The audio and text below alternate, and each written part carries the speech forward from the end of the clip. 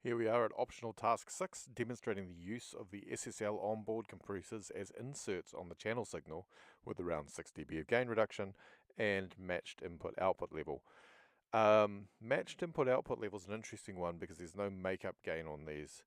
But first, let's go and have a look at the dynamic section that we're talking about. So at the top of the master section, right beside the classic SSL mix bus compressor, which is attached to the master fader, and we'll talk about soon, we find two channel dynamic sections which are insertable across any track. And we've got a compressor on Dynamics 1 and a gate, and a compressor on Dynamics 2 and a gate. These can both be engaged with the in buttons at the bottom of the dynamic section. You might recognize the layout of these dynamic sections if you own the channel strip plugin from Waves or from UAD, the SSL E-series or any of the sort of clone plugins from that. They're fairly simple. You get a ratio control, you get a threshold control, and you get a fast attack or slow attack button, along with a release control, and of course you get the gain reduction meter.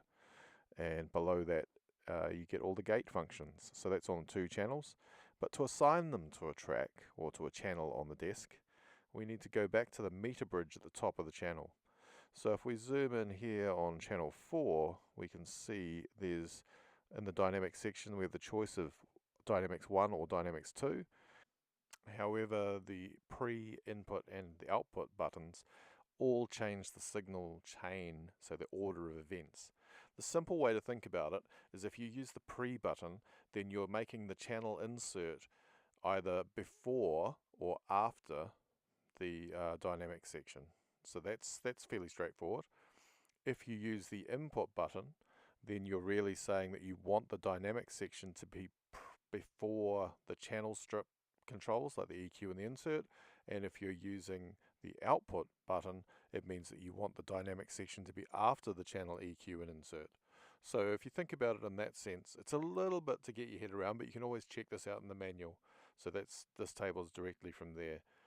Chances are, how we tend to use the SSL, it doesn't matter too much about the configuration, but it's worth trying it out or getting your head around it, just for signal flow fun. You're not going to be assessed on this necessarily. You're going to be assessed on whether the compressor's working or not. So hopefully that's helpful. So I'm just going to set processor 1 to input, meaning that it's going in pre the channel EQ and everything. And if we head back down to the actual dynamic section, all you really need to do is turn on whichever one you've chosen, in which case Dynamics 1. And I'm just going to adjust my threshold, and you can see I'm getting a little bit of gain reduction on the meter there, and I might bring my ratio up so that I get a bit more gain reduction, and there that second light means I'm getting 6 dB of gain reduction. There's no makeup gain, so there's no way for me to match the levels. Essentially what I'd have to do to match the levels is adjust my level on the fader to try and match what it was beforehand, but because there's no makeup gain, we're not going to assess you on gain matching this compressor. It's just whether you're using it, whether it's actually working or not. So turn it on or off.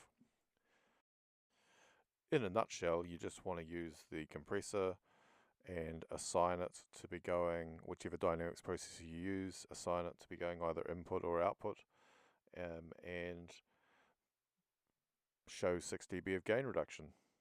That's essentially the skill for task 6. See you in task 7.